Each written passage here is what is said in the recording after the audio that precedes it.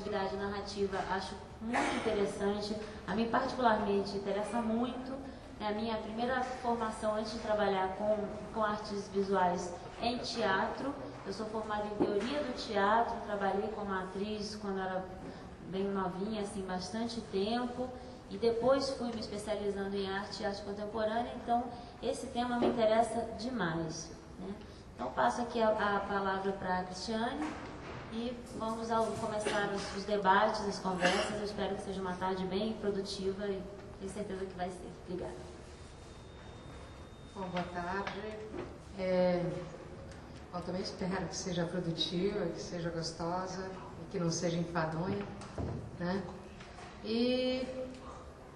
Bom, eu trabalho com teatro, dança, minha formação primeira é de teatro, e aí no meio do caminho conheço a dança, mas não é bem no meio do caminho, são 20 anos depois eu conheço a dança, né? Fico completamente tomada por ela, e aí começo uma investigação que para mim já era muito forte, que é da improvisação.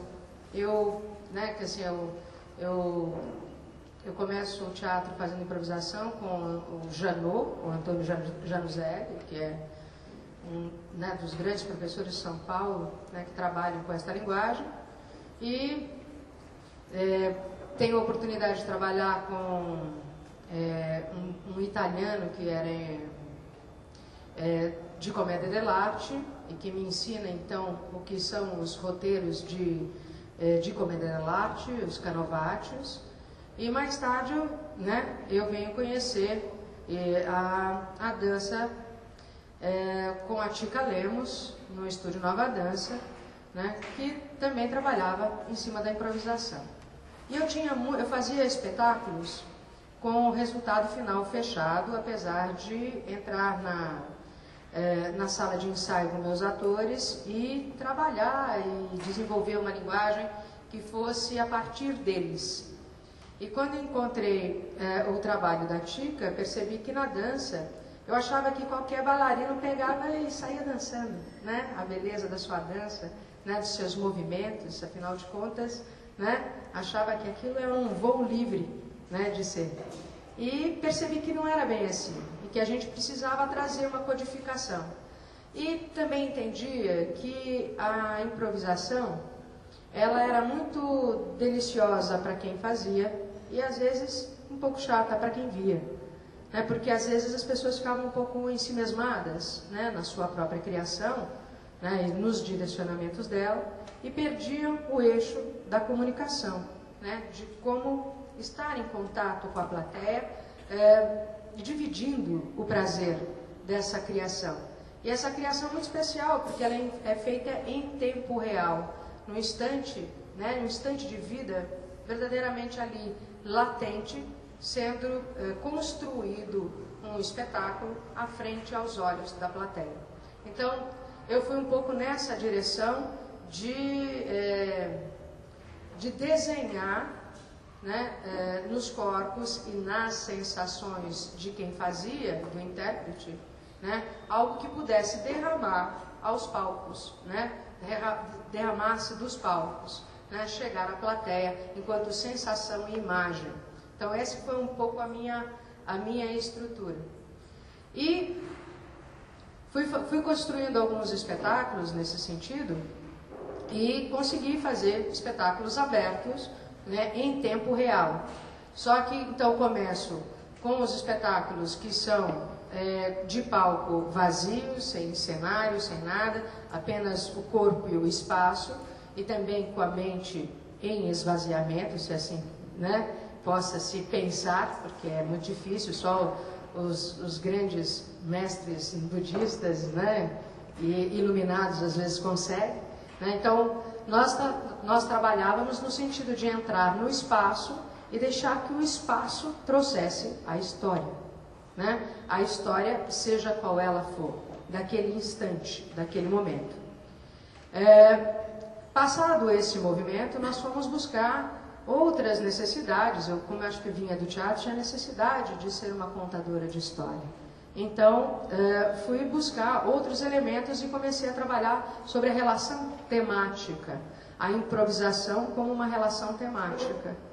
E isso foi me dando muita possibilidade, não só de inscrever naqueles corpos outras histórias que não só as deles, porque é muito importante que se saiba que para o improvisador, né, ele vai acumulando a técnica e vai acumulando as suas histórias. E quando ele entra em cena, ele carrega tudo isso, né, e se soma com aquele instante e com o tema sugerido. E nós começamos então a fazer investigações sobre política, né, e começar a trazer alguns questionamentos sobre a vida do aqui e agora, como nós estávamos vivendo em São Paulo, isso foi por volta de 99.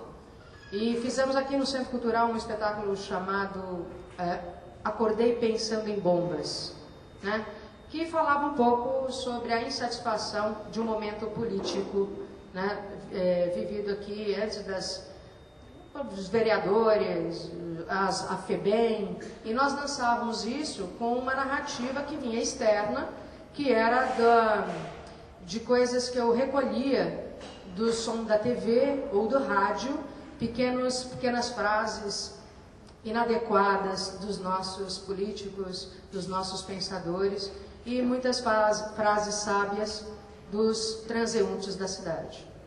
E isso era posto em sobreposição às danças dos bailarinos e criava, né, naturalmente uma narrativa.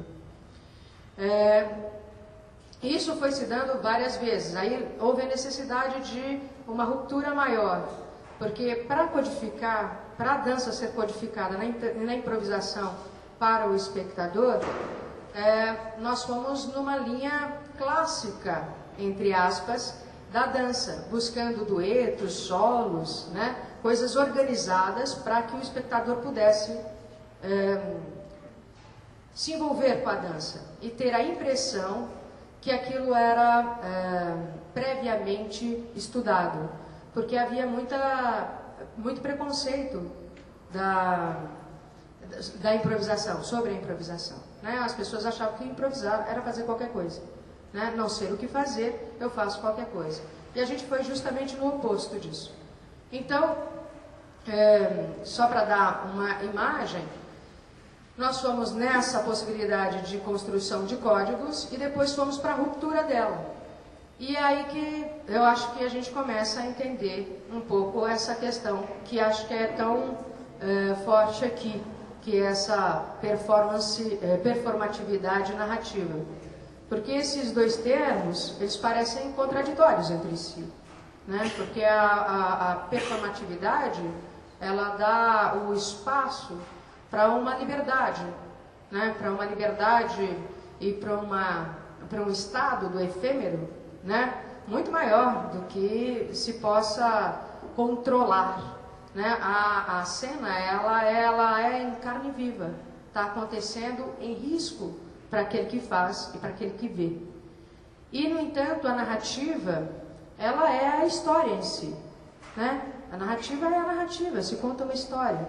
É um aprisionamento dentro de um fato, né? Ou não também, não sei, né? Então, a partir daí, entra-se em contradição. Mas por quê? Porque existem todas as estruturas, né?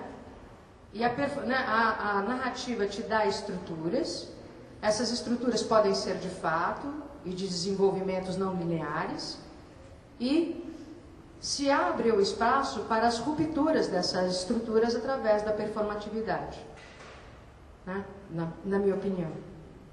Então, esse trabalho dentro da Companhia Nova Dança 4, que eu vou mostrar um pouquinho aqui, ele fica o tempo inteiro nessa borda das interfaces entre as artes, onde eu acho também que a performatividade se apresenta, né? Onde essa liberdade já não se insere mais, né, num tipo de enquadramento. Isto é dança, isto é teatro, isso é performance, o que é isso? E acho que esse termo vem justamente para libertar um pouco, né? Porque se dá em oposição às segmentações e denominações estritas sobre o que é uma linguagem ou outra.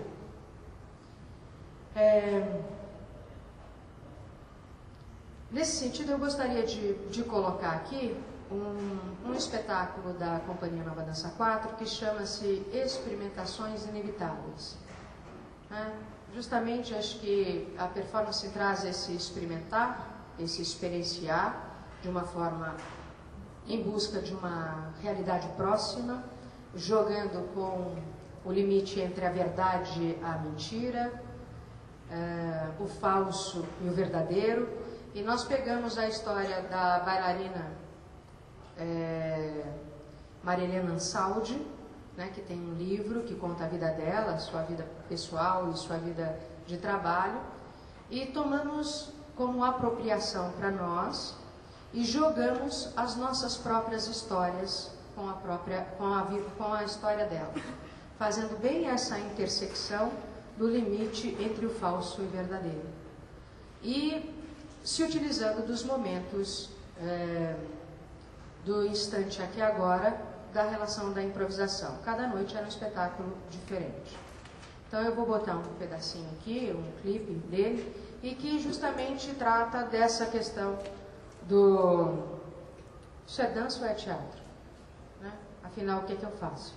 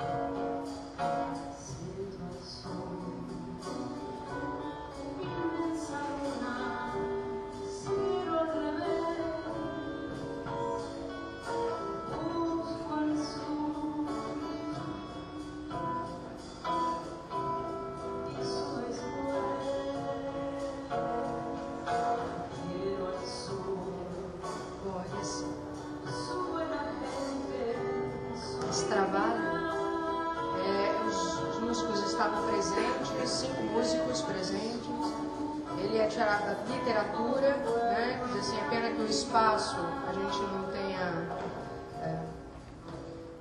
tenha aqui a luminosidade para ser verificada. Ele é feito ali no Sesc Paulista e, né, num espaço com colunas no meio, inóspito, né, para ser apresentado, mas a criação da luz trabalha muito a relação de arquitetura do espaço. Então, um pouco esse andar numa superfície, né, de várias linguagens, né, dentro das artes cênicas, para se contar uma história, mas não uma história linear. E, na verdade, essa não linearidade e a multiplicidade das pessoas na cena, ela tem muito a ver com o trabalho anterior que se chamava Palavra Poética do Movimento, que foi todo em cima de um entendimento do conceito do corpo sem órgãos e do Mil Platôs, do Deleuze e Guattari, que falava sobre o rizoma, essa possibilidade de horizontalidade, onde a gente pode se aprofundar, não pela verticalidade, mas sim pela tomada horizontal. Então eu, nesses dias, né, onde fui, né, chamada para estar aqui, eu fiquei me questionando um pouco o que seria, na verdade, esse termo e por que eu? Né? Porque, na verdade, acho que eu faço a borda de uma performance, né? Mas confesso que de performance entendo muito pouco, né? Não sei o vivenciar, ter o prazer do sensorial, da motivação e da intensidade que uma boa performance pode provocar, né? Dessa relação do me retirar e né, de dentro do cotidiano, me retirar e me colocar nele, me fazer inserir nele. E aí fiquei me questionando, acho que talvez o que eu faça seja isso, essa tal de performatividade narrativa.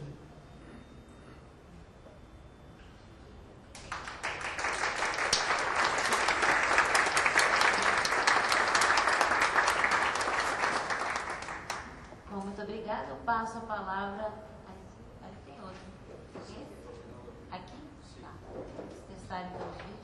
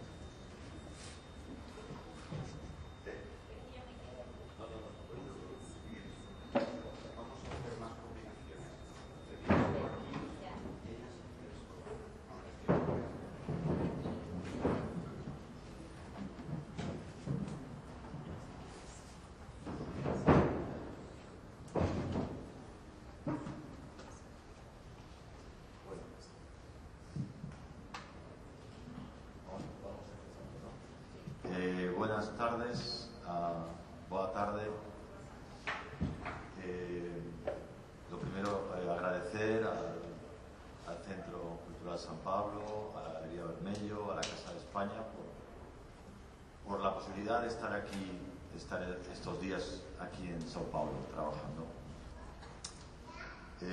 Mi nombre es Rafael Lamata y él es Jaime Vallaguto. Y nos denominamos los torreznos. Disculpa porque hablaremos en español y bueno, intentaremos ser comprendidos. Un poco para situar desde dónde podemos hablar y cuál es nuestro trabajo, de dónde venimos. Digamos que nosotros estamos trabajando en el ámbito de la performance desde finales de los 80, o sea, ya hace 20 años. Digamos que el panorama de la performance en España y en general en Europa y probablemente en todo el mundo hace 20 años era bastante residual. Se entiende residual como ya una cosa poco valorada, ¿no? Actualmente pensamos que en estos 20 años la trayectoria de la valoración del ámbito performático ha cambiado. Y en este momento digamos que hay una valoración de lo que se entiende por performance y una valoración de este tipo de planteamientos y de trabajos. Nosotros hemos vivido toda una época en lo que solo se podía trabajar en este ámbito desde la autogestión, desde la iniciativa particular y la organización tuya de espacios, de lugares, de eventos, de situaciones. Y creo que eso es muy sano, muy importante, porque te permite entender cuál es el sentido de lo que haces y por qué lo haces. Y te permite una cierta independencia que a veces se pierde cuando te empiezan a hacer caso, cuando te tienen en cuenta o cuando hay más posibilidades, pero bueno, por lo menos ya tienes ese background inicial, ¿no? Y creo que la gente que se ha resistido y se ha mantenido durante estos años un poco tiene esa experiencia, ¿no? de construir las cosas por sí mismo y no esperar a que haya alguien que te dé una subvención o que te dé un dinero. Creo que eso es interesante, es importante para entender de dónde venimos. Yo puedo seguir hablando, pero si quieres intervenir tú. Vale. Sí, yo creo que como... no sé si se nos entiende algo de lo que decimos. Gracias. Digo que como tenemos muy poco tiempo, habíamos decidido hacer una conferencia muy lenta, casi a punto del aburrimiento.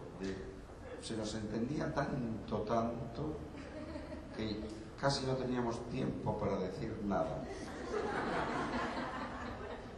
Pero como algo hay que decir, vamos a ello, sí. Voy a seguir entonces. Sí, por favor, sí. Vale. La segunda cosa que queríamos decir es que en nuestra situación nos interesa también la idea que ya ha introducido Cristian de la frontera, ¿no? Del lugar intermedio. No nos interesa la definición de la performance como un espacio diferente de la danza, del teatro, de la poesía, sino nos interesa justamente una zona, digamos, de mezcla, de mixtura, donde lo relevante es la idea, lo que aportas, el valor de lo que haces, y luego para ello utilizas el lenguaje, la forma que mejor te convenga, ¿no? Que más te interese. Voy a por la tercera idea. Venga, por ello. Los torreznos, ¿no? Bueno, queríamos significar dos cosas sobre esto, en este contexto. El nombre de los torreznos es un nombre raro, extraño, no apropiado para el ámbito del arte. Digamos que es un nombre que tiene poco glamour. ¿Se entiende? ¿Poco glamour? Sí, es un nombre perseguido en nuestro país. Es un nombre poco querido. Es un nombre al que mucha gente dice, no, por favor, los torreznos no. Pero solamente por el nombre. Y yo creo que nuestro nombre lo que intenta es evidenciar una estrategia, ¿no? Parece como que alguien que se llama torrezno, no sé si aquí entendéis, torrezno es una cosa que se come. Torrezno. No puede hacer algo interesante, es algo como grosero, feo, bruto, desagradable, ¿no? Lo interesante aquí es darte a conocer con un nombre que lo que propone es algo muy distinto a lo que se intenta. Otra cosa es que se consiga. Pero claro, cada uno tenemos el nombre que nos han puesto nuestros padres, algunos más contentos que otros. Pero ese es nuestro nombre, ¿no? Y nosotros teníamos nombres mucho mejores en otros proyectos, nombres mucho más atractivos, más fashion, más chic. Teníamos un grupo que se llamaba Circo Interior Bruto, como Producto Interior Bruto, pero jugando con la idea de circo, ¿no? Un circo conceptual. Teníamos una antigalería, una galería para no artistas que se llamaba Zona de Acción Temporal. Bueno, hemos tenido otros proyectos con unos nombres mucho más atractivos. Incluso podríamos llamarnos La Mata y Bayaure, que son nuestros apellidos, que queda como unos abogados, una gran compañía multinacional, ¿no? Algo que se lleva mucho ahora en el arte, ¿no? De, vamos a juntar nuestros apellidos y ya verás qué bien suena esto. Pues no, hemos decidido utilizar un nombre que en nuestro país nos cierra muchas puertas. En los ámbitos institucionales no está nada bien visto que unos artistas decidan llamarse así, porque el arte es una cosa seria y llamarse torrezno es algo poco serio. La otra característica que nos define es que somos dos. Y eso que es una evidencia, ¿no?, que salta a la vista, tiene su profundidad, ¿no?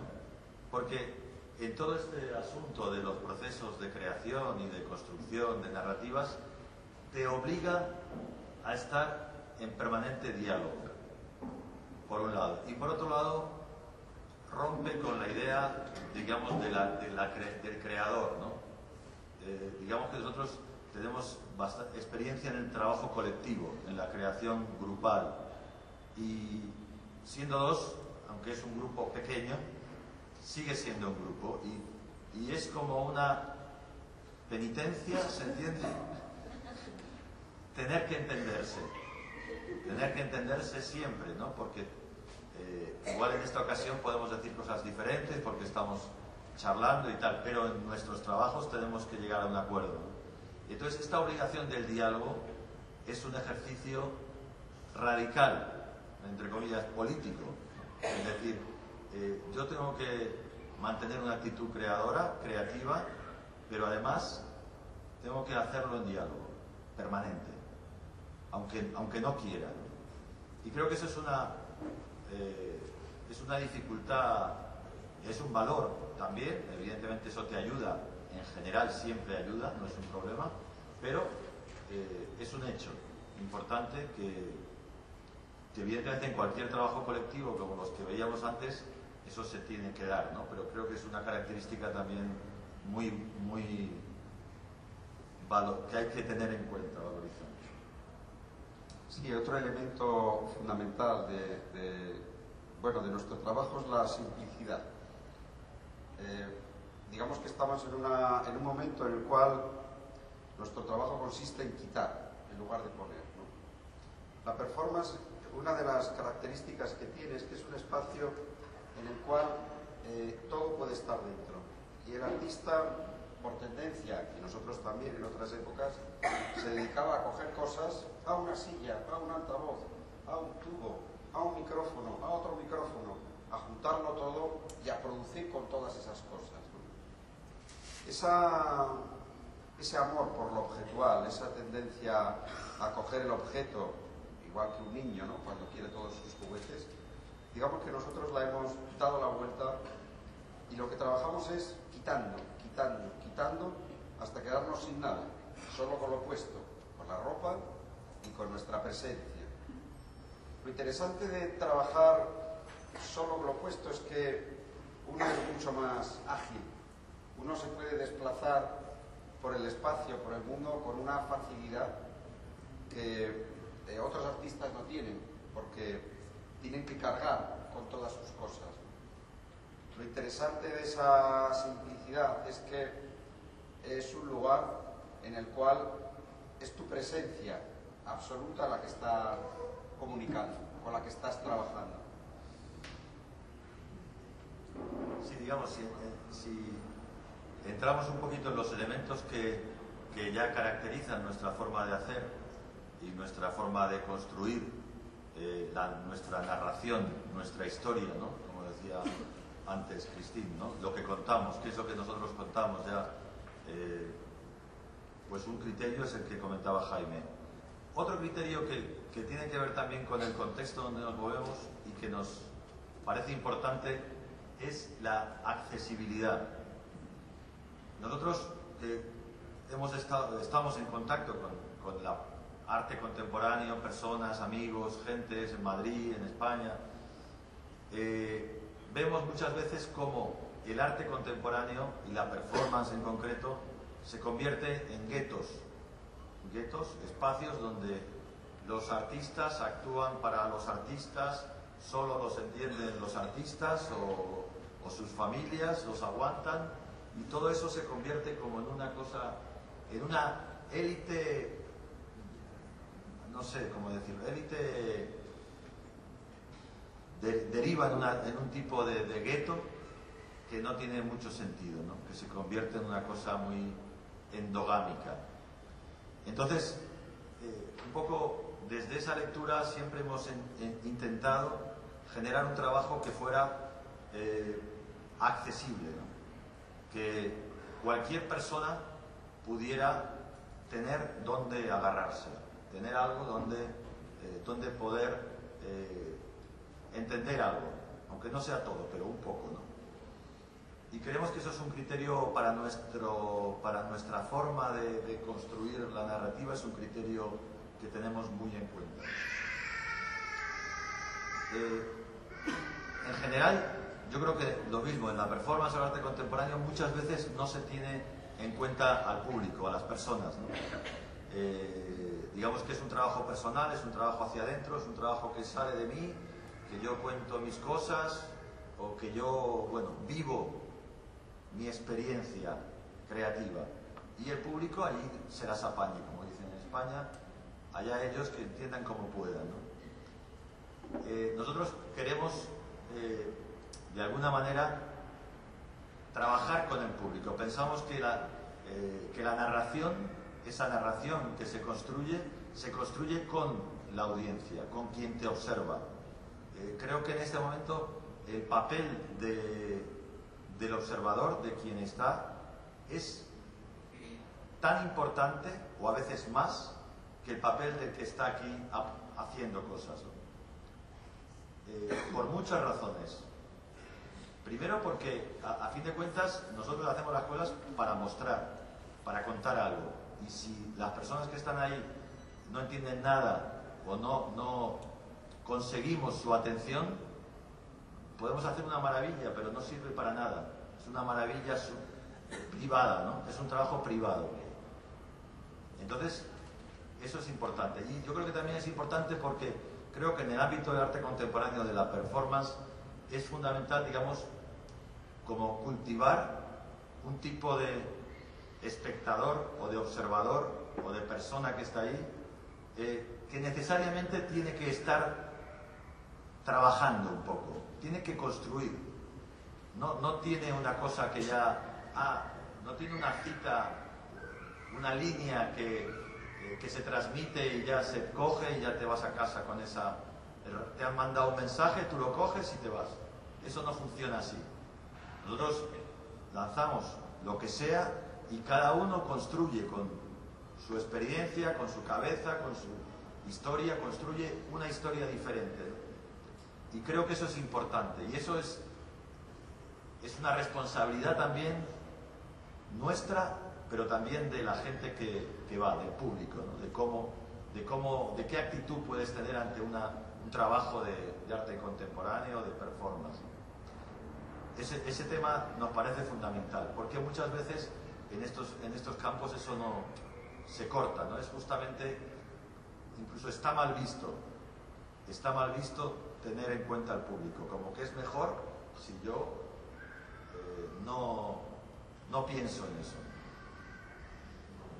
Sí, otro elemento importante es lo que nosotros llamamos la constricción. A lo mejor es un término que no se entiende a primera instancia. La constricción, digamos que es una limitación estructural a la hora de abordar los trabajos. Pensamos que,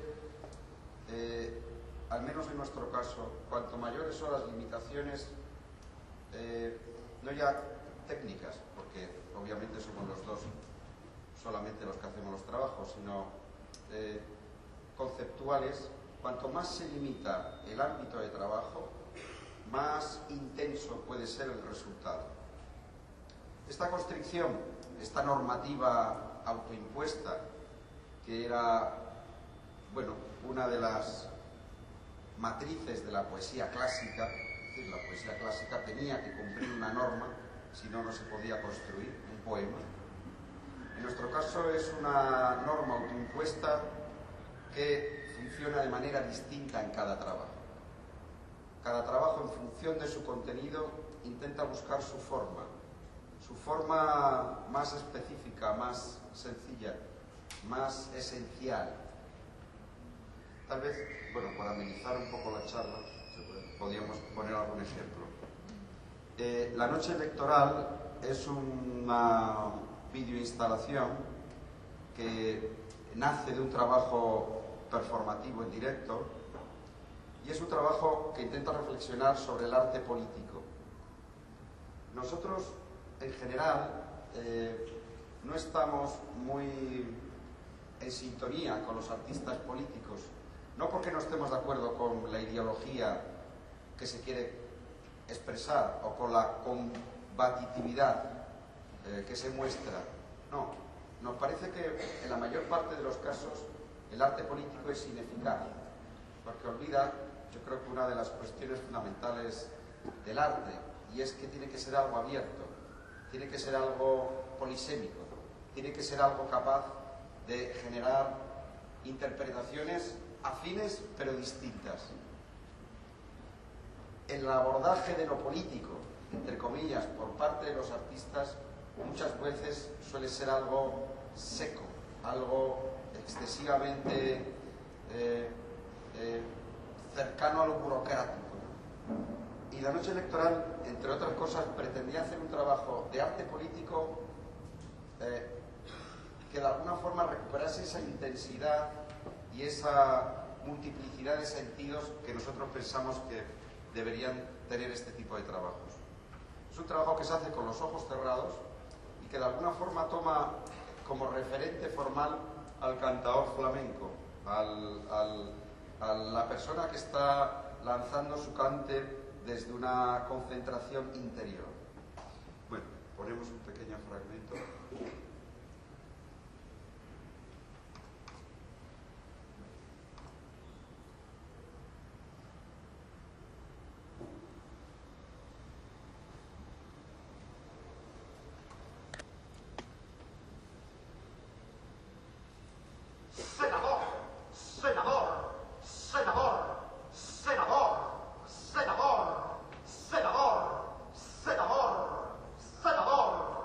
Senador,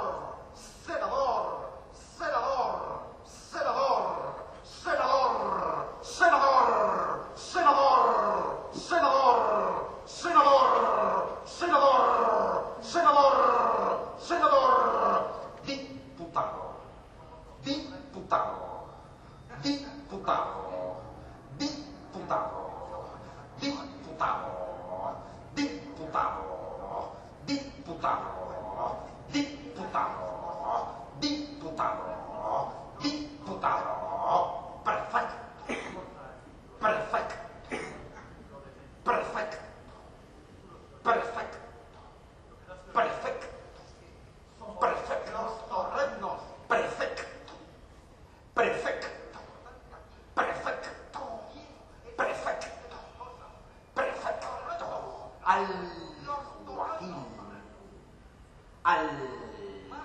alguacil,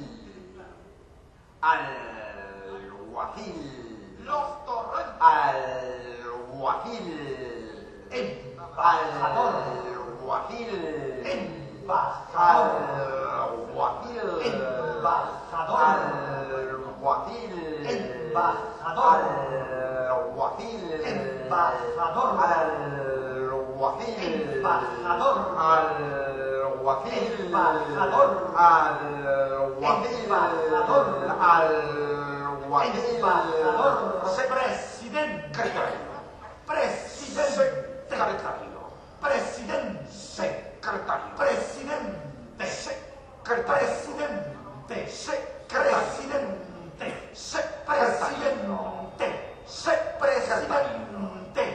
presidente, presidente, presidente, emperador,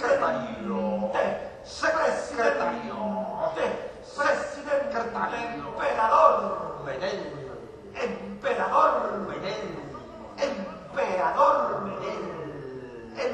emperador, emperador, emperador, emperador, emperador, emperador, emperador César, César, César, César, presidente, emperador César, César, César, César, faraón, faraón, faraón, faraón, faraón,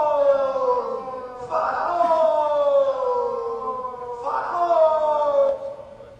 Bueno, es un fragmento, pero igual es interesante porque, si veis, ahí se puede ver como la línea de acción de todo el trabajo.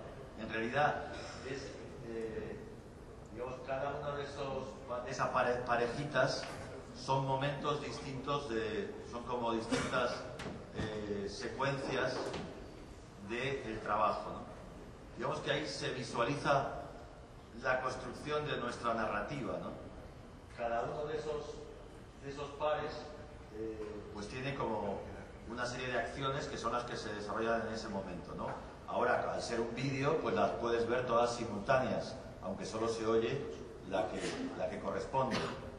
Pero digamos que ese tipo de trabajo de construcción de una serie de acciones que van siguiendo un itinerario, y son acciones que, como podéis ver, no hay apenas diferencia, ¿no?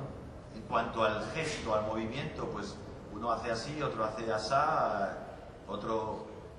Están basadas, en este caso, en las palabras, ¿no? Trabajamos con palabras, con nombres, y en la repetición de esos nombres, ¿no? Esa sería, digamos, una manera de construir una historia, ¿no? Una narración. No es la única, pero en esta pieza se ha construido así, ¿no? Quedan 5 minutos, perfecto, gracias. Corriendo no podemos ir tan despacio ya no se nos entenderá tan bien, ¿qué le vamos a hacer? Hay otro elemento importante en nuestro trabajo que es el humor. El humor no es un punto de partida, es un punto de llegada. No pretendemos hacer piezas divertidas ni piezas simpáticas, digamos como un presupuesto original. El humor, digamos que es algo que surge una vez que el trabajo se pone en movimiento. Es algo que se encuentra, que nace, es una especie de chispa, es como una especie de surtidor, ¿no? De chorro que de repente te salpica y que de repente se provoca, ¿no? Bueno, por poner otro ejemplo, ya que nos quedan ahora 3 minutos, el siguiente trabajo es un trabajo que se titula 35 minutos. Es una reflexión sobre el tiempo, sobre la vejez en última instancia, sobre nuestra condición de mortales. Y bueno, después de un tiempo probando cómo entrar al tema, decidimos que la mejor forma para hacerlo era contando el tiempo que teníamos durante la performance. La performance dura 35 minutos y lo que contamos son los 2100 segundos que tienen 35 minutos. 1, 2, 3, 4, 5, 6, 7, 8, así hasta 35 minutos. Es un trabajo que en principio uno conoce el final, sabe cuándo va a acabar. Dice, bueno, pues veo el principio y ya vuelvo al final. Y en lo de en medio me lo quito porque obviamente me sobra, ¿no? Lo interesante del trabajo es que lo de en medio es lo importante. Es cómo pasas tu tiempo. Es decir, cómo decides pasar tu vida, ¿no? Si de una forma intensa y activa o de una forma pasiva y contemplativa. Bueno, esta reflexión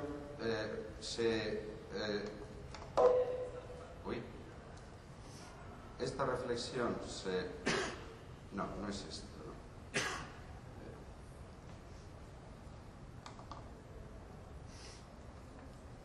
¿Qué es esto? Esta es una parte del trabajo, corresponde a los 900.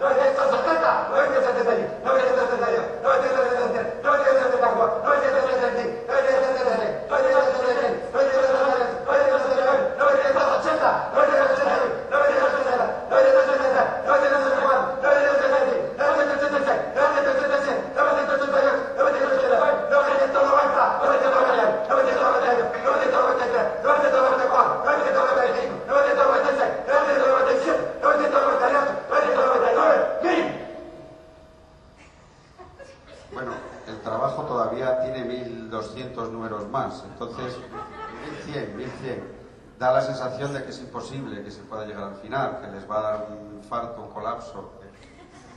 Bueno, esa es una del juego de complicidad que se plantea con el público, es decir, cómo se puede llegar allí, ¿no?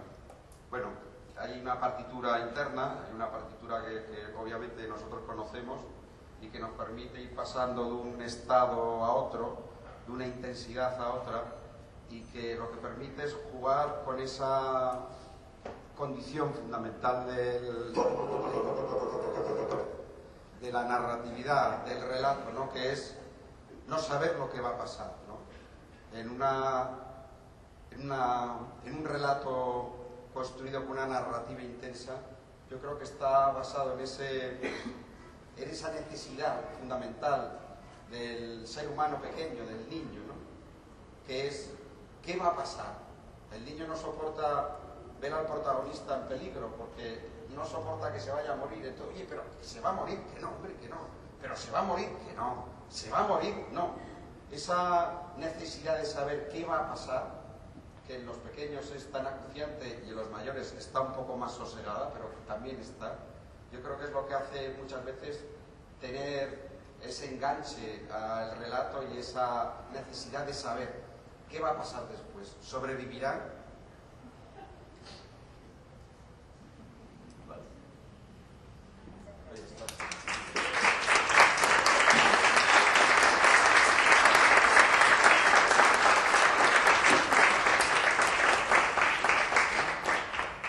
Muito obrigada.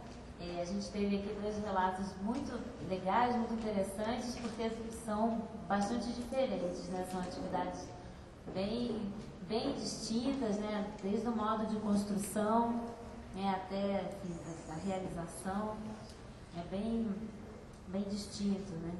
E a gente pode até pensar na proposta, mas eu acho que existem pontos comuns, né? Enfim, estou pensando aqui, né? E eu vou levantar a bola, passo para o pessoal, a gente faz um ping-pong, depois passa para vocês, e aí cada um vai levantando e cortando, né? E perguntando, e assim vamos seguir o nosso debate. Eu vou trazer um pouco o que a Cristiane falou no começo, uma coisa que ela disse que me fez pensar bastante, né? Durante as 2 falas, né? Ela coloca que ela percebe a narrativa como um aprisionamento dentro de uma estrutura, né? Que a narrativa pode ser uma estrutura que aprisiona. Pode ser, não necessariamente, né? E aí eu fiquei pensando nisso, que realmente acho que não necessariamente, e eu fiquei pensando em ações, por exemplo, que são ações totalmente silenciosas, né, que acontecem, que são ações que se constroem na repetição. A gente até tem aqui uma artista, Ana Montenegro, né, e o Edgar Ulisses, são 2 artistas que trabalham em cima de ações que são extremamente limpas, né, e que são ações, sempre tem cerca de 20 minutos, um pouco mais, mas são ações mudas, normalmente ela se banhando por quase 2 horas, nua, né, despida, sentada numa bacia com mel, e a artista ficou durante quase 2 horas se banhando em mel, né? Uma ação extremamente sensual, extremamente sensorial, muito bonita visualmente. A gente tinha uma espécie de escultura viva ali, e no entanto uma narrativa, e aí vamos falando da narrativa, né, muito interessante, muito bem construída. Claro, né, a gente pode pensar, bom, era uma ação só, né, que durou quase 2 horas e era a mesma coisa. E não, né, como uma ação que ela pode ser muda e repetitiva, ela pode ser extremamente envolvente e instigar diversos sensores nossos, né, e ter uma narrativa muito forte, né? Não no sentido, obviamente, de pensar numa narrativa como de fato, né, uma estrutura que amarra uma narrativa com começo, meio e fim, que se define num espaço e tempo, e aí também a noção de narrativa, a gente se aproxima de uma ideia de narrativa, enfim, dentro de uma ideia aristotélica, né, de espaço, tempo, lugar, enfim, mas esses trabalhos que a gente viu aqui, quando a gente está falando de performance, né, de performatividade, justamente são trabalhos que supõem, né, uma extrapolação dessa ideia de narrativa mais, enfim, formal e fechada, né? Então eu achei bem legal isso, você ter colocado nessa questão. Na verdade, assim, hoje a narrativa já está explodida, né? Então a questão do teatro pós-dramático, né? Da pós-dramaturgia, quer dizer, isso tudo já nos revela outros potenciais dentro da narrativa, né? A relação de causa e consequência também, que não se necessita mais, né? Dentro não é que não se necessita, mas ela não é subjugada, né? Quer dizer assim, a essa relação de causa e efeito, ou de causa e consequência, essas relações que são da quebra da hierarquia dos fatos, né? Da relação de tempo e espaço. Tudo isso vem redimensionar a narrativa, né? Então, nesse sentido, é que dá-se a oportunidade de cada espectador, aquele que convive, né, com o evento, né, de trazer uma narrativa, de construir uma narrativa pessoal, né, dentro daquilo que está sendo oferecido, desse multiplicar. E é muito interessante quando a gente pensa a performance também, aí muitas vezes se pensa na abolição total, né, de tudo, enfim. E é legal quando você coloca isso. As formas narrativas, elas também sofrem influência, enfim, das diversas que a gente vivemos uma revolução nos meios de comunicação muito recente, né? E isso faz com que o nosso tempo cada vez mais esteja fragmentado, recortado, picotado e, obviamente, né, as formas narrativas sofrem demais com essas possibilidades, né? E aí eu dei o exemplo aqui da nossa amiga que tem esse trabalho linear, né? E vendo o trabalho da Cristiane, e vendo ontem, para quem pôde assistir, o trabalho dos Torresnos, eles não são do teatro, né? E trazem para a gente uma performance com uma estrutura em 3 atos, né? Ela se divide, né, em 3 atos. E eu fiquei pensando como é que poderia funcionar a questão da improvisação no trabalho de vocês, dentro dessa construção. Você traz para a gente um trabalho que é feito em cima da improvisação, né? Você mostrou um espetáculo que todo dia se transforma por causa dessa interferência. E aí eu queria saber com vocês falaram um pouco disso no final, né? Mas eu queria saber um pouco mais de vocês, como se dá a elaboração dessa performance, né? Que tem uma narrativa falada, e aí antes de concluir, tem uma narrativa em cima da palavra falada, e é interessante porque vocês trazem a repetição do gesto e a repetição da palavra como um sintoma, né, chamando a atenção para um sintoma do esvaziamento da linguagem, né? Tanto se repete que a gente tem o vazio. E eu queria saber um pouco como se dá a construção de vocês e onde o improviso aparece. Bueno, digamos que nosotros trabajamos mucho con la improvisación. Digamos que la manera de construir cualquiera de estos trabajos es a través de procesos de improvisación, de búsqueda, de buscar formas, soluciones físicas, y de ideas y de lenguaje, ¿no? Y eso probando, improvisando. Lo que sí, claro, nosotros hacemos esa improvisación en el taller, en nuestro estudio.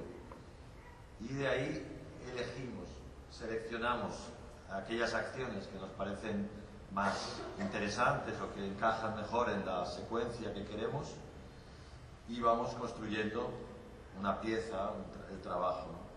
Pero, digamos, nuestro método de investigación, de búsqueda, es básicamente improvisación y observar, ¿no?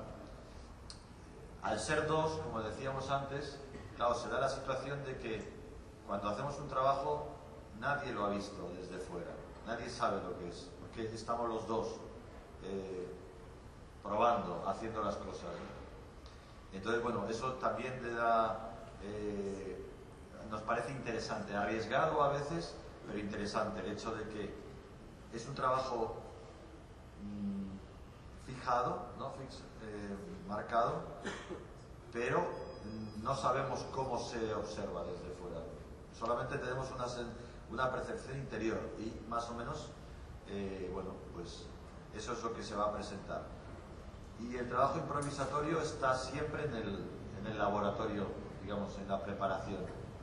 Y en lo que nosotros llamamos partituras de nuestro trabajo, hay márgenes de improvisación, pero bueno, siempre bajo unas pautas muy concretas, ¿no?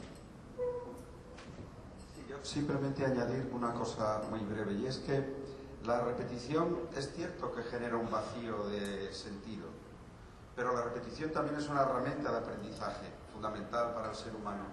El aprendizaje del lenguaje se basa en la repetición, en el acierto y en el error, en el acierto y en el error. Gracias a esa repetición conseguimos memorizar estructuras lingüísticas que nos permiten luego expresarnos. Entonces la repetición es un mecanismo dual, ¿no? Que ayuda a hacer posible el lenguaje, pero también ayuda a vaciarlo, ayuda a que las palabras se queden sin sentido. Bueno, ese juego pendular de un sitio a otro, yo creo que es una de las herramientas con las que trabajamos normalmente, porque nos parece esencial, digamos, en lo que es la comunicación humana, la relación entre las personas, tanto aquí y allí, en esta relación, como en la calle o como en el ámbito privado. Yo creo que ahí se juega mucho. Cristiane, eu gostaria de falar alguma coisa sobre o processo, enfim, de trabalhar com a improvisação, porque você ensaia, né? Você tem ensaio com seus atores. A gente treina, né? Há um processo de treinamento e de um pensamento sobre as estratégias a serem traçadas, mas não há uma fixação de nenhum ponto dentro do espetáculo. Assim, por exemplo, esse que eu mostrei agora, tinha esse do comecinho que eles entravam, eles se sentavam num quadradinho, né? E o combinado que chegava no final, em algum momento que eles sentissem o final, eles voltariam para um quadradinho, né? Para esse mesmo quadradinho. Mas esse era todo o combinado do espetáculo, né? Então, quer dizer, se trabalha tecnicamente as relações de estratégias de jogo. Como é que a gente vai articular, né, nosso trabalho técnico, das qualidades de movimento, das relações de texto, né, ou das relações musicais, né, como é que a gente vai articular para poder, com que são 11, às vezes 12 intérpretes em cena, mais a pessoa que faz a iluminação, que também, né, quer dizer, claro, né, você estrutura, nosso corpo ele é infinito e é limitado, né? Uma luz que é composta num espaço, ela pode ter infinitas combinações, mas também é limitada, né? Quer dizer assim, então o tempo inteiro é jogar com essas possibilidades de limite e uma aparente infinitude, que a gente chama de possibilismo. Né? Quando a gente improvisa, parece que tudo é possível, mas não é necessariamente verdade, porque existem algumas limitações. Né? Algumas limitações são impostas segundo o espaço, segundo o tempo, segundo nossa história e nosso corpo. Né? Mas a ideia aqui é brincar com a maior possibilidade de combinações e digressões possíveis. Limite. Então, nesse sentido, a narrativa nos ajuda muito, porque às vezes parece que improvisar é assim, eu posso tudo. Se você tem um limite, você pode até um pouco mais. É interessante essa contraposição, né? Mas, de alguma forma, na hora que você se coloca alguns eixos de limite, você vai ter que achar novas rupturas para poder se alçar além desses limites, né? Eu só queria colocar uma coisa sobre o esvaziamento da linguagem. Eu assisti ontem, eu achei demais, né? Eu senti muito justamente o preenchimento da linguagem, das mesmas palavras, conseguindo se preencher infinitamente, porque eles jogam com a intenção, né?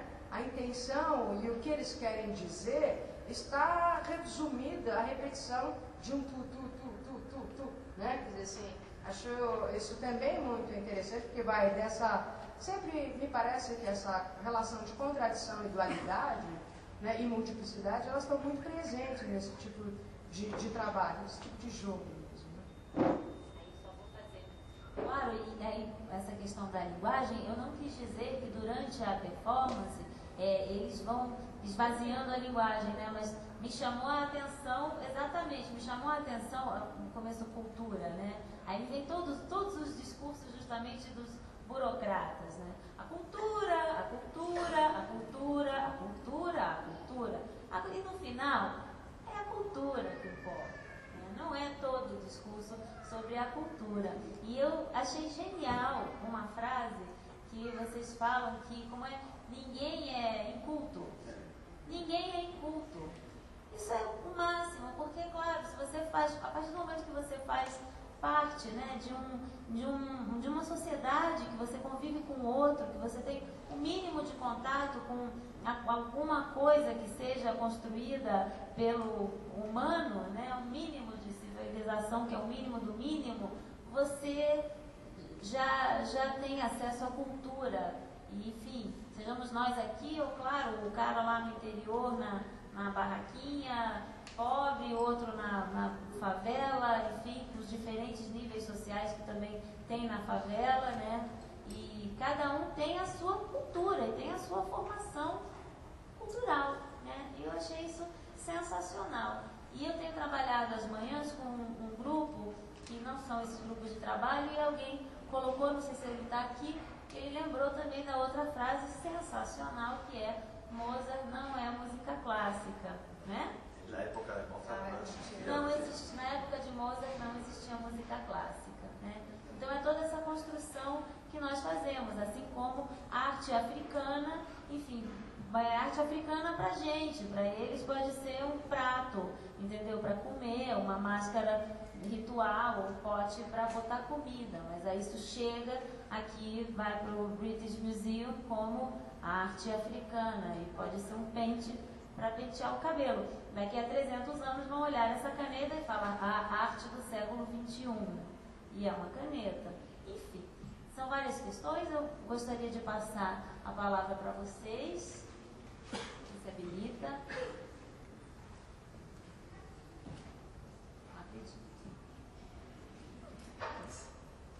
Nada. Então eu vou comentar. É só falar que eu vou passar a palavra. Eliana, né? Eu queria fazer uma pergunta primeiro à Cristian. Eu tive a sensação, um pouco pela sua apresentação e pelas respostas, que a narrativa parece aparecer como algo um pouco exterior ao corpo, algo que pode limitar, algo que pode limitar no sentido negativo e no sentido positivo, algo que pode estar um pouco, enfim, que pode ser um eixo, pode constituir um eixo, mas que vem de fora. Eu gostava de saber, isto foi, se calhar percebi mal também, mas às vezes quando eu penso em performance, em improvisação e nas histórias que podem surgir, eu penso, se calhar, mais em algo, na possibilidade da narrativa ser qualquer coisa que emerge de uma situação presente, qualquer coisa que surge de uma situação presente, que não sei se me estou a explicar bem. Na verdade, ela pode vir totalmente de um depoimento pessoal, né? Ela pode ser, esse depoimento pessoal não precisa ser necessariamente expressado pela palavra, mas pode ser expressado pela sensação corpórea ou pela sua colocação em relação ao espaço, né?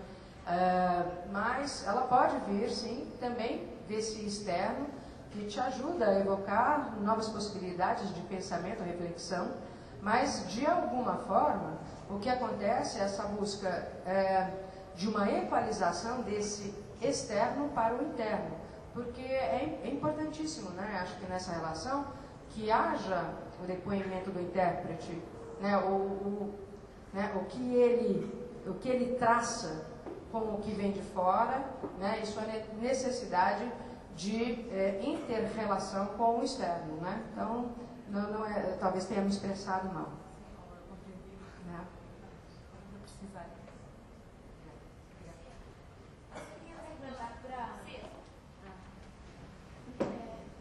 Chega? Não, da questão que vocês falaram da palavra, do esvaziamento e tal, eu acho que também, além da polissemia que aparece pela repetição da palavra, também acaba virando música, virando som, um jogo de sons, que aí também vocês se divertem muito fazendo, me parece também. Quando, por exemplo, com os números, não sei se vocês passaram a referência do cantaor e tal, e dava total para sentir essa coisa, né, do flamenco. Mas eu não conheço pouco o trabalho de vocês. Eu vi em Madrid um trabalho que vocês fizeram com mais gente, no Impresentável. El Poder. Sim.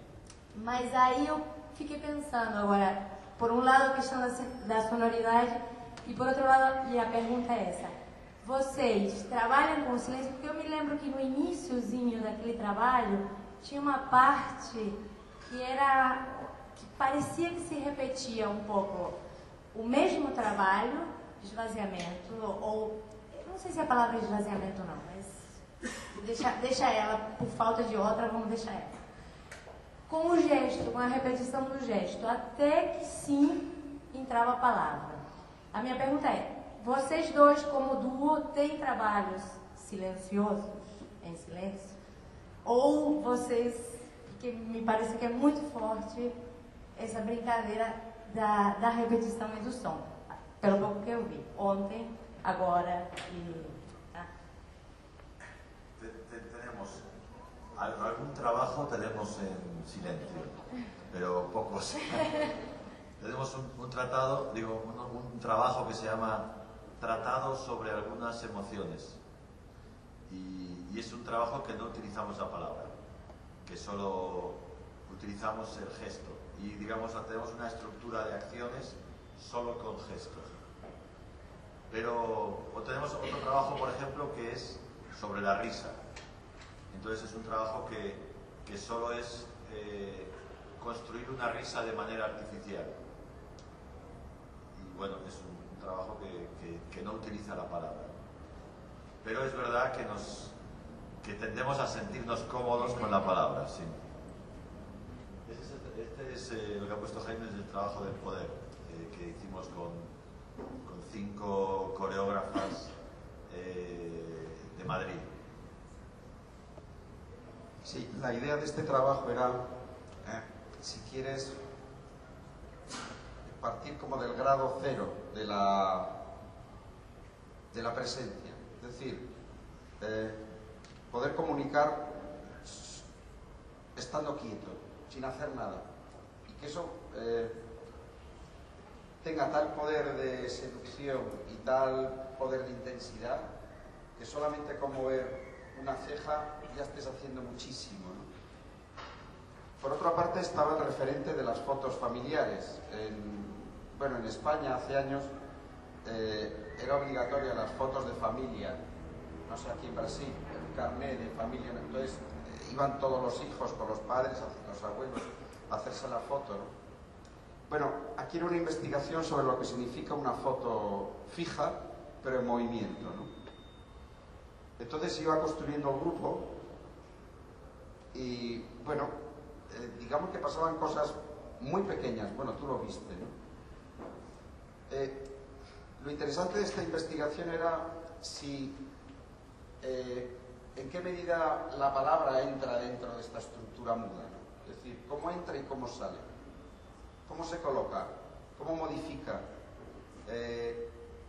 ¿Cuál es el poder de la palabra frente al silencio? Bueno, esa era un poco la investigación de este grupo familiar.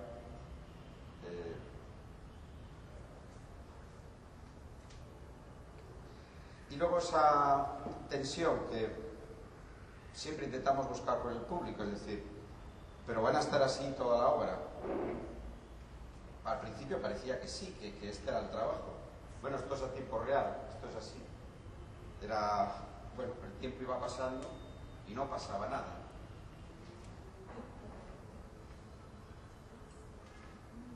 Bueno, puesto por como lo has visto. Sí, hay una cosita que me gustaría decir, y es que para nosotros la atención del público es fundamental. Pero la atención en un sentido de complicidad, de encantamiento, ¿no? Hay un relato clásico fundacional que es Las 1001 noches, en donde Sherezade tiene que contar un cuento tras otro para que no le corten la cabeza. Y lo tiene que contar tan bien que el sultán se tiene que sentir con ganas de escuchar otro cuento al día siguiente. Bueno, yo creo que ese cuento de cuentos, porque en realidad Las 1001 noches son 1001 historias unidas para sobrevivir, en el sentido más literal de la palabra, yo creo que ejemplifica muy bien nuestra intención con el público. El público tiene que estar enganchado, tiene que estar contigo, ¿no? Tiene que estar, como decimos en castellano, en carne viva, en tensión, es decir, no sabiendo qué es lo que va a pasar, desconcertado. Y ese desconcierto que busca el relato, la narrativa, es lo que, bueno, nosotros en mejor o en peor medida, es lo que buscamos con los trabajos de formas diferentes, ¿no? Intentando no repetir las estrategias, intentando buscar caminos que nos permitan abordar esa perplejidad, ese desconcierto.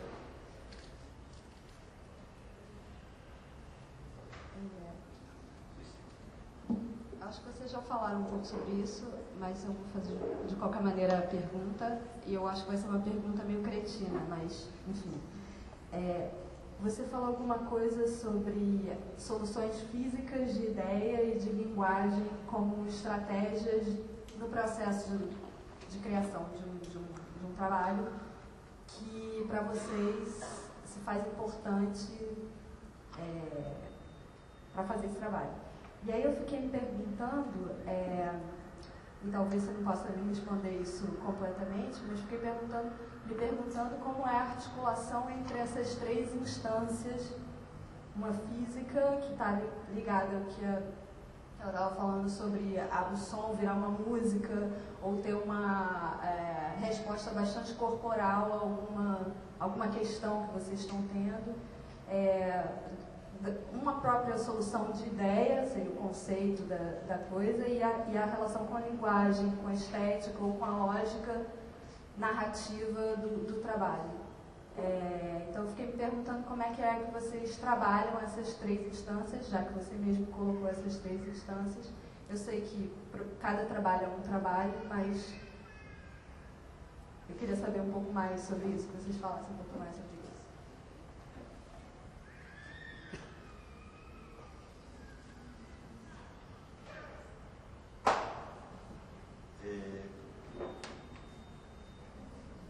No lo sé. Yo creo que, digamos, manejamos ese material, ¿no? Pero creo que no hay un método, no hay un método concreto, ¿no? Creo que tiene que ver con la personalidad, ¿no? Con la forma de ser. O sea, eso creo que ya lo que tú planteas nace de mi manera de ver una idea. El punto de partida siempre suele ser la idea, el tema, el contenido. Y luego a la idea se empiezan a buscar formas. Eso sí, que puede ser, digamos, un paso metodológico, ¿no? En general siempre partimos de un concepto, de un tema o de una idea derivada de un tema y de ahí buscamos la forma física, de lenguaje y ya digamos que desde las formas seleccionamos, ¿no? Elegimos cuál es la que nos parece más adecuada o como decía Jaime antes, limpiamos, ¿no? Vamos quitando lo que nos parece más accesorio, ¿no? Pero yo creo que no hay, vamos, yo por lo menos no se me ocurre otro método que ese. Y los recursos, digamos, el recurso del lenguaje, el recurso corporal, pues digamos que nosotros solemos decir, ¿no? Y es creo que verdad, que no tenemos técnica, no tenemos un aprendizaje técnico, no tenemos un entrenamiento físico, de garganta. En general nos quedamos afónicos en los trabajos porque pero me parece que va en coherencia, eso me parece interesante, en coherencia con lo que hacemos, no porque de alguna manera jugamos en un territorio donde evidentemente ya cuando se ve un trabajo se ve como muy elaborado, ¿no? Con mucho detalle, pero en realidad es algo que puede hacer cualquiera. Es decir, contar de 1 a 2100 si se pone lo puede hacer cualquiera. Y ese sentido nos parece interesante, digamos, trabajar desde una base muy simple, muy sencilla, ¿no? Entonces los recursos de lenguaje, los recursos físicos, pues son cosas que puede hacer cualquiera, ¿no? Por ejemplo, yo creo que la gente que hacía improvisación se les veía un entrenamiento, tenían una composición física elaborada, ¿no? Con una expresividad corporal que estaba orientada. En nuestro caso, la expresividad corporal es pues, la que tenemos, ¿no? Vocês tiveram sorte no nascimento. Vocês têm uma presença cênica bastante valorosa. Bueno. Dilatada.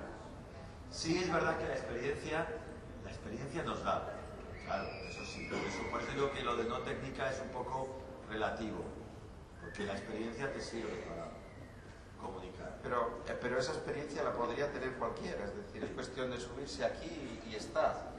Y es cuestión de subirse aquí y disfrutar. Claro, no se está aquí arriba para sufrir, se está aquí arriba para pasarlo bien, para disfrutar, para intercambiar un flujo energético, ¿no? Dos cosas más. Una, hay mucha gente que dice, no, claro, porque las relaciones entre uno y otro es como que, sí, claro, evidentemente después de 20 años de trabajar juntos, pues hay muchas cosas que no hay que decirse, pero como en un matrimonio o como una relación humana, es decir, hay muchas cosas que no se dicen, porque ya se saben, ¿no? Pero eso es que es extendible a cualquier ser humano. Luego, cuando hacemos cursos de performance o de creatividad y empiezas a trabajar con gente y las pones juntas, es que es fantástico. Es decir, dos personas juntas, aunque no se conozcan, están proyectando una serie de relaciones entre ellos y hacia afuera que son maravillosas. Quiero decir, insisto, cualquier persona puede hacer lo que hacemos, es cuestión de ponerse aquí. Y segundo, para nosotros hay otra cuestión muy importante y es que no todo lo que hacemos se puede enseñar. Quiero decir, el 95% de nuestro trabajo no se ve, está de puertas para adentro. De ahí nosotros seleccionamos mucho material que nos interesa. Nos quedamos con lo que pensamos que tiene sentido mostrar, pero el resto solo lo hemos visto nosotros, no lo ve nadie más. Bueno, para nosotros es importante porque no puedes mostrar cualquier cosa, o por lo menos nosotros no queremos mostrar cualquier cosa. No todo tiene esa capacidad ni de comunicar, ni de significar, ni de emocionar. Y sobre todo, las cosas hay que ordenarlas, hay que colocarlas en una dirección y con un sentido. Si no, bueno, a nosotros nos interesan menos, a otros puede que les interese como experiencia, pero para nosotros es menos interesante en este momento, ¿no?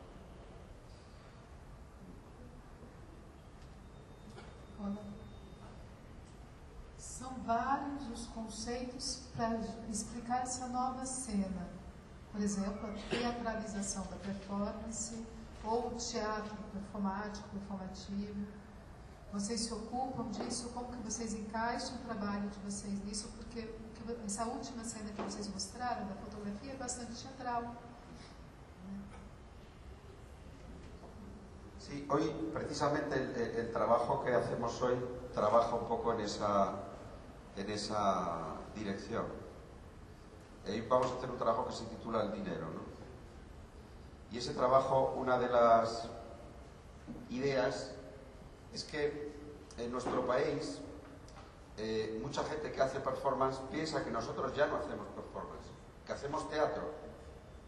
Pero la gente del teatro obviamente dice que no hacemos teatro. Entonces, bueno, se nos coloca en un sitio que no se sabe cuál es. Entonces, ¿dónde estamos? ¿Cuál es nuestro lugar? ¿No? Bueno,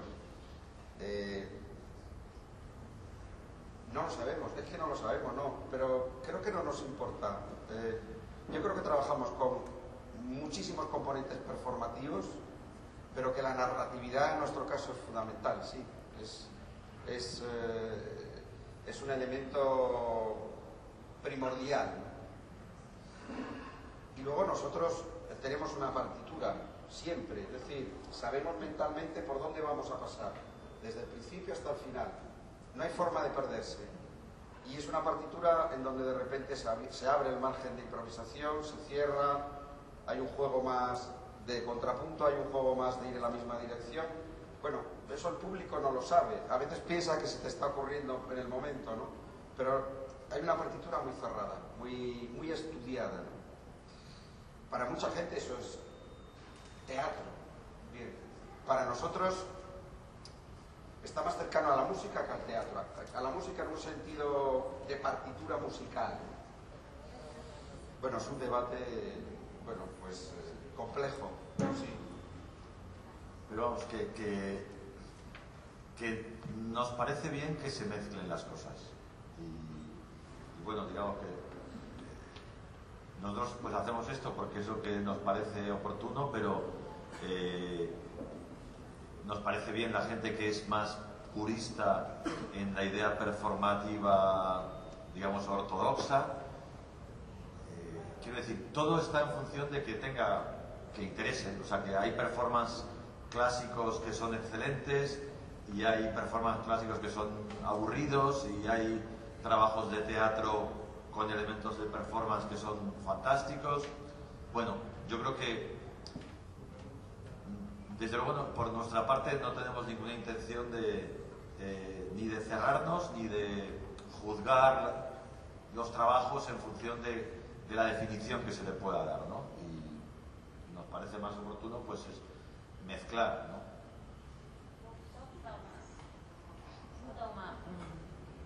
Acrescentar aqui.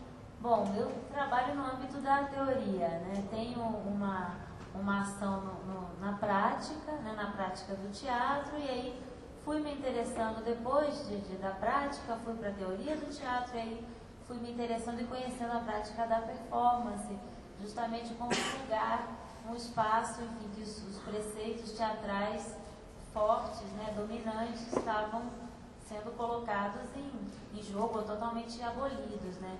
Então, eu tenho uma tendência a ter um olhar, e é uma autocrítica que eu faço, eu tenho uma tendência a ser purista, no sentido de tentar compreender o lugar da performance dentro das artes visuais, que eu comecei a trabalhar com artes plásticas pela performance e pela videoarte. Foram as coisas que primeiro me arrebataram, assim, achei tão interessante aquilo. E aí, hoje em dia, é o contrário, assim, eu tendo a ser purista nas minhas escolhas, até porque eu também trabalho com curadoria e a gente está sempre procurando trabalhos e tem um determinado recorte, né? Mas, ao mesmo tempo que eu percebo isso em mim, eu também tento o tempo todo eliminar isso, né? Não dá para ter... Uma coisa que não pode ter é o preconceito, eu acho, principalmente na minha postura. Eu não posso ter um preconceito em determinado trabalho, porque isso não é performance ou isso é performance.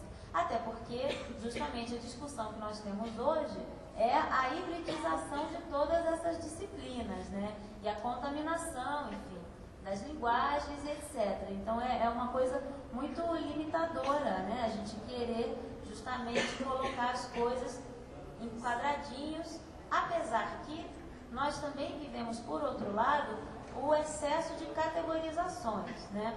Tudo é categorizado. E aí, estava conversando com a Flávia outro dia que eu tenho preconceito devido à minha ignorância com relação à videodança, que eu não consigo entender porque é uma categoria, para mim é tudo videoarte. Eu não entendo porque é videodança e não é videoarte, é uma categoria à parte, tem muitos estudos a respeito e existem festivais dedicados à videodança, enfim. Então, eu mesmo estou rindo de mim mesma, assim, até é um assunto que eu estou super empenhada em conhecer mais e eliminando esses preconceitos, porque é uma bobagem, na verdade. Está tudo, ao mesmo tempo que está tudo contaminado, está tudo categorizado, né? Isso é bem interessante a gente pensar. E a dança teatro, é dança ou é teatro? Pois é, que saco, né? Vamos fazer, né? Enfim, é dança, é teatro, é performance, é música, é um espetáculo, né? E é improviso e é a partitura. Isso que é o legal, né? A gente tem essa série de elementos que constroem essas cenas contemporâneas, né? E é o que traz os torresmos pra gente, eles trazem isso também, né? Você fala da relação com a música. E aí, assim, eu fico pensando, o que define, o que poderia definir a performance, se é que existe uma coisa que define a performance. Bom, não sei se o que define a performance, né? Mas realmente tem elementos que vão falar de uma dança performática, no teatro performático ou de uma performance teatral. Isso é verdade, porque aí tem elementos que existem, né? De fato, na construção primeira dessas linguagens ou dessas disciplinas ou dessas atividades, enfim. E uma coisa que eu acho interessante, um aspecto da performance, que eu vejo presente em muitas dessas atividades que a gente vai falar como performáticas, é a abolição, né, primeiro, básico, né, a abolição da distância com o espectador, e mais do que isso, eu vejo essas ações, eu prefiro chamar de ações do que de espetáculos, né, como algo que não está lá, mas algo que está aqui, entre nós, né, e hoje estava com esse grupo de trabalho, que é um outro discutindo de manhã, e me veio muito essa imagem, né? A performance ou a ação performática como aquela que está aqui entre nós e que não nos leva para um lugar além, ou seja, não é algo que nos tira do nosso lugar, da nossa realidade, nos deixa, enfim, por exemplo, como um teatro naturalista, talvez, né, que nos leva para dentro daquela história, nos conta uma narrativa e você acompanha uma história e está emocionado e está chorando com aquilo e passou 1h30 e acabou, vamos para casa, né? E aí você volta para a realidade. Eu acho que essas ações têm esse caráter performativo, nos fazem lembrar o tempo todo que nós estamos entre conjunto, né? Estamos juntos ali dentro, né? Não está fora, a arte, né? É aqui.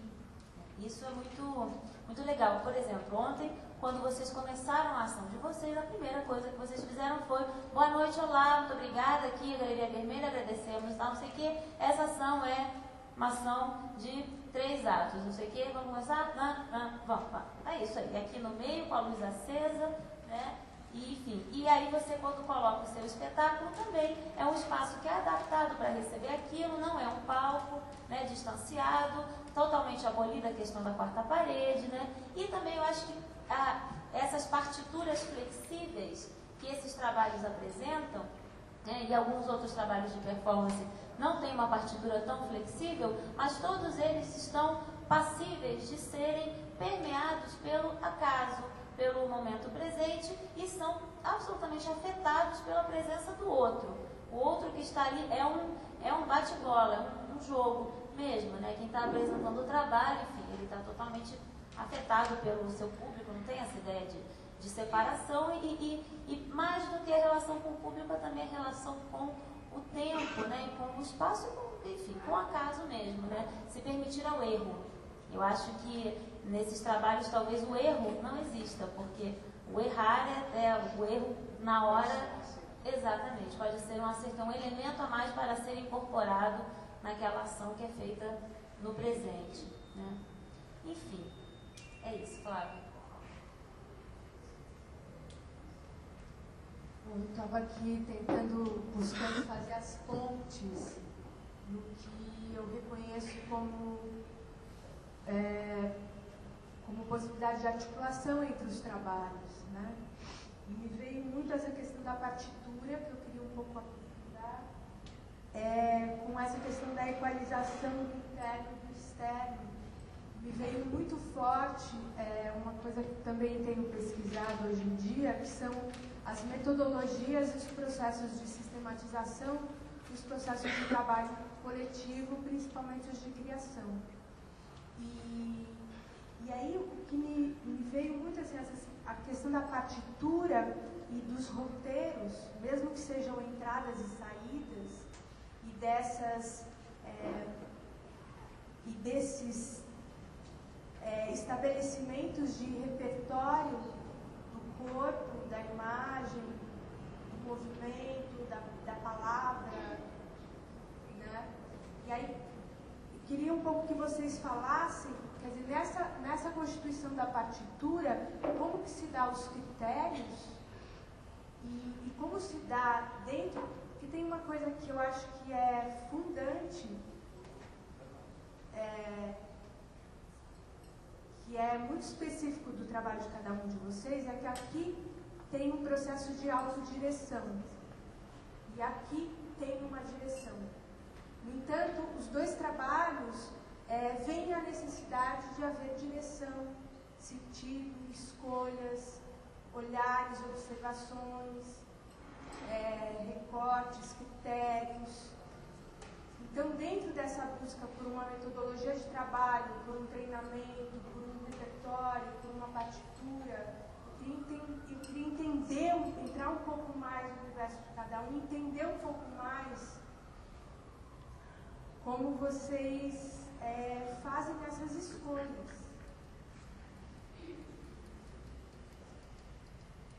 A cara de vocês está ótima. Joana.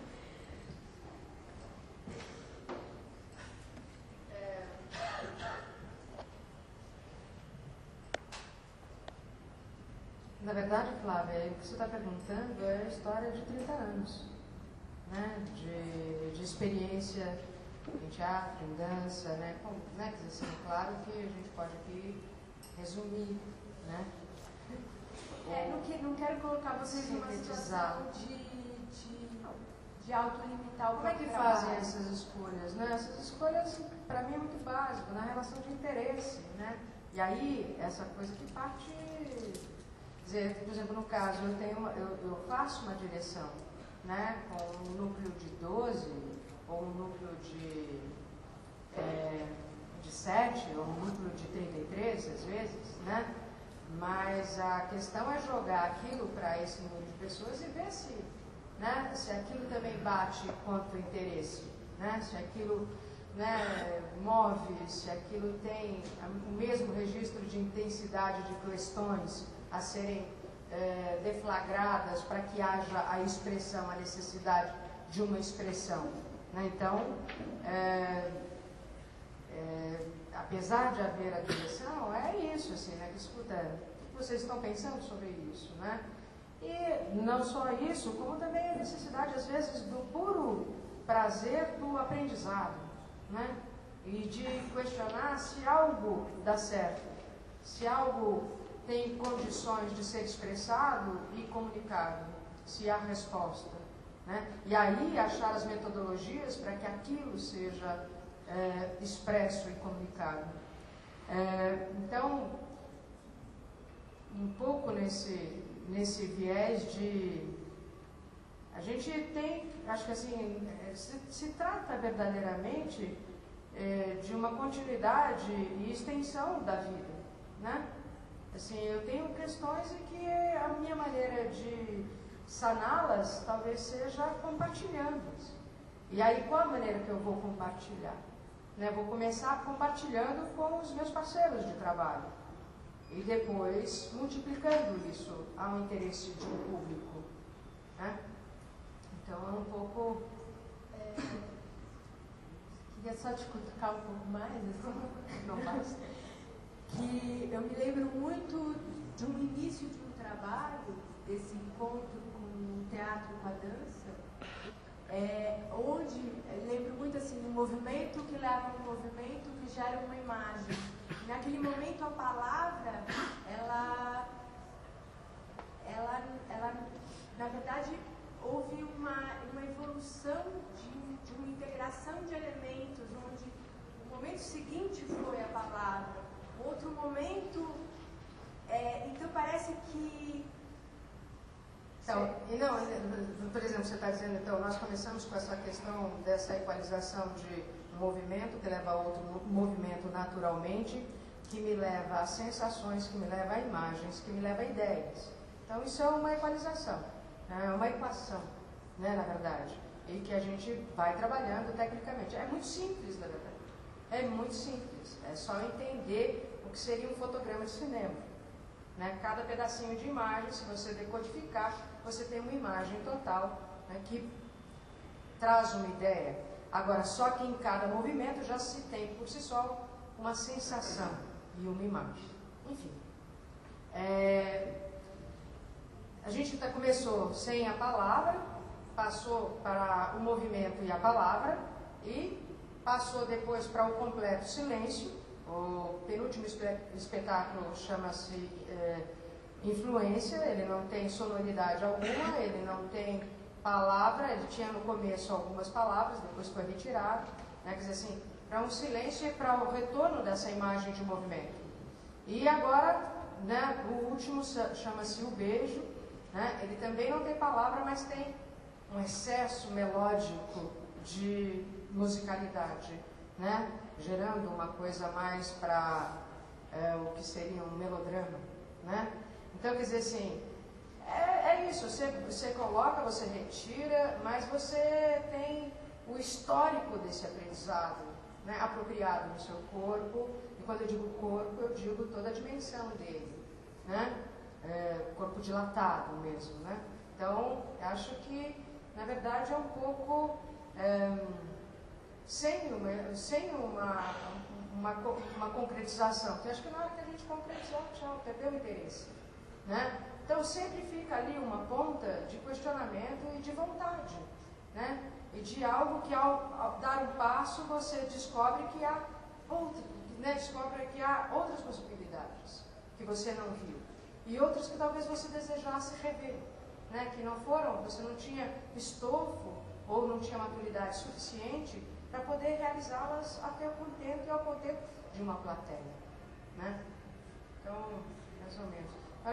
Eu faço outros trabalhos, que não são da Companhia 4, então, existem, por exemplo, eu pego textos como Beckett e jogo numa reestruturação, né, na relação com a dança, ou do código de movimento, ou então construo com os atores um texto, né, criado das experiências possíveis deles e a somatória de outras experiências daquele núcleo de trabalho. E, por exemplo, se cria um poema dramático, onde, como é o exemplo de um espetáculo que estava aqui mesmo, que chama-se Caminhos, que acabou essa semana que passou, e que ele é totalmente, o texto, ele é um poema dramático que transcorre do começo, meio e fim, só que quem fala são 6 atores em cena. Só que quem fala nunca se sabe a ordem de quem fala e quando fala, né? Então, isso dá também, e o público fica sentado no meio, né, quer dizer assim, da performance mesmo, né? Então, quer dizer assim, e é uma coisa que nasceu de quem fazia e se transformou em um texto também fixo, mas ele é totalmente imóvel, porque você não sabe quem é que diz, e ele é como um deles, às vezes. A intenção é o que interessa. O texto, ele tem uma razão de ser, ele tem um sentido, mas a intenção, ela é mais forte do que o sentido do texto, da palavra.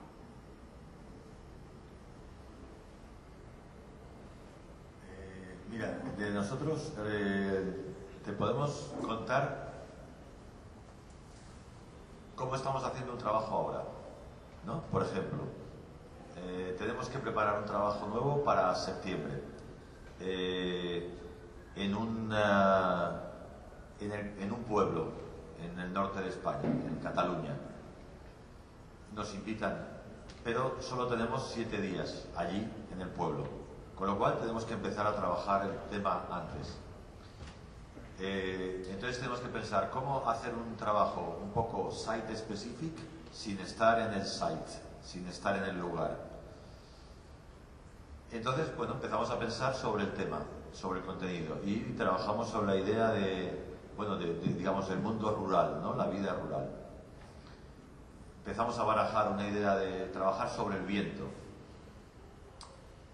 y al final deriva en trabajar sobre el cielo. Y nos gusta la palabra el cielo, el firmamento, y entonces tenemos el título para nuestro trabajo para septiembre, que es el cielo, probablemente. Y entonces seguimos trabajando a partir de ahí. Eso casi todo en discusión, ¿no? Charlando, hablando, escribiendo. Entonces, a partir de la idea del cielo, empezamos a buscar cuestiones de contenido, por ejemplo, de cosas relacionadas, ¿no? Empezamos a estudiar la posibilidad de las estrellas, los santos, ¿no? Y entonces empezamos a trabajar en relación con el calendario la importancia que tiene el calendario para la vida rural y el clima, ¿no? La lluvia, el viento, el agua. Pero eso nos lleva a los santos de cada día también. San Antonio, cada día tiene su santoral, los mártires, y todo eso va creando un universo, digamos, como de asociaciones conceptuales, ¿no? Que algunas se pierden en el camino, nos llevan a otras, y otras pueden quedar, ¿no? Y de repente empezamos a probar a hacer cosas y vemos que podíamos hacer un trabajo que fuera todo el rato mirando hacia arriba. Como es el cielo, pues ya de repente digo, bueno, pues podríamos tener la forma física de hacer un trabajo todo el tiempo así. Pues podemos investigar por esa estructura base, ¿no? De decir, vale, un trabajo, mira, ¿cómo se podría hacer un trabajo? Bueno, el otro día venimos con otra idea y Jaime dice, bueno, claro, como es el cielo, vamos a trabajar, en vez de una estructura como esta, vamos a trabajar una estructura circular. Y que la gente se sienta, está alrededor nuestro, ¿no? Como el ritual, ¿no? El tema de Dios, de lo que estás esperando que caiga del cielo, tal. Pues trabajar la colocación del público de manera circular. Bueno, son pequeñas ideas que van integrando y se van sumando, ¿no? De aquí a lo que salga en septiembre, bueno, pues afortunadamente nos queda tiempo. Pero bueno, ese es un poco el sistema. Entonces, a partir de la forma, el contenido, empiezas a probar acciones, empiezas a probar ideas, a escribir, bueno. Y yo creo que más o menos esa es la lógica. En cada caso, en cada pieza de las que has visto, pues bueno, pues fue un desarrollo similar, ¿no? De búsqueda, de investigación, de tanteo. Y yo creo que es un poco eso, digamos, lo que te podemos contar de método, ¿no? Sí, añadir rápidamente que yo creo que en nuestro caso no es tanto un tema de dirección escénica como de dirección conceptual. Es decir, para nosotros el 95% del trabajo es encontrar el concepto y que el concepto encuentre su forma. En el momento que lo hemos encontrado, el resto del trabajo va veloce, como dicen los italianos, rápido. Porque somos nosotros, no somos unos actores, no tenemos que hacer de nadie. Simplemente somos nosotros colocados en una posición. Pues no sé si será así, pero bueno, o así, no lo sé. Pero ya está. Es decir, una vez que está decidido, la dirección ya está clara, ¿no? Es hacia allá, o hacia allá, o hacia allá.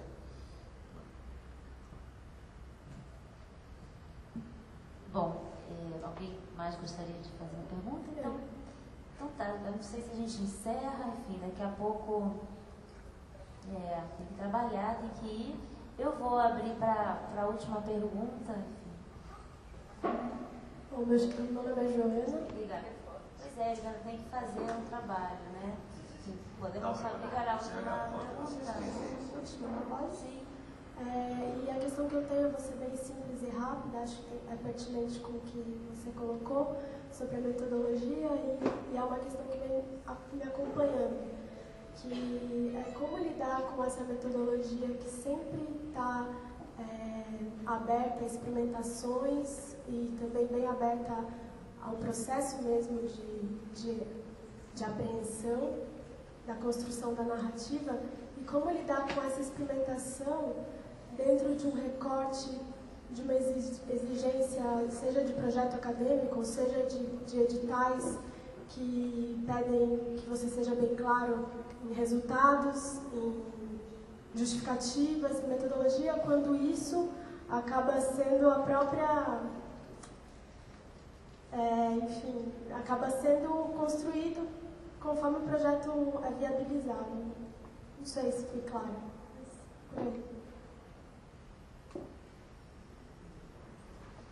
Com a verdade, né?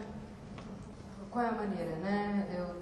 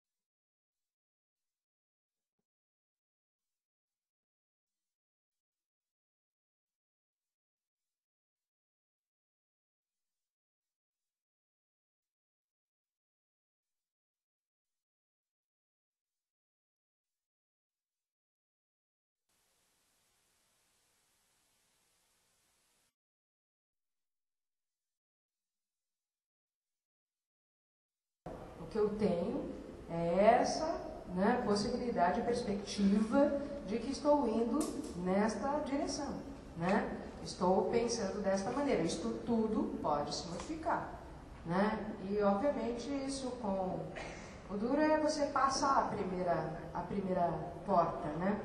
Porque você vai ter que provar o seu valor 500.000 vezes na sua vida, né?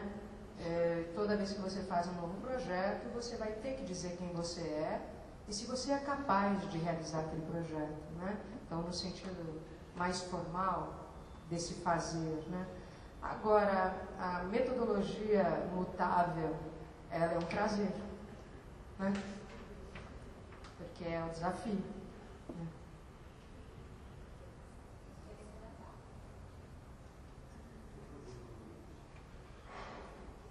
Bom, vou encerrar realmente com essa última pergunta dela e, enfim, eu queria só colocar então umas considerações finais, né?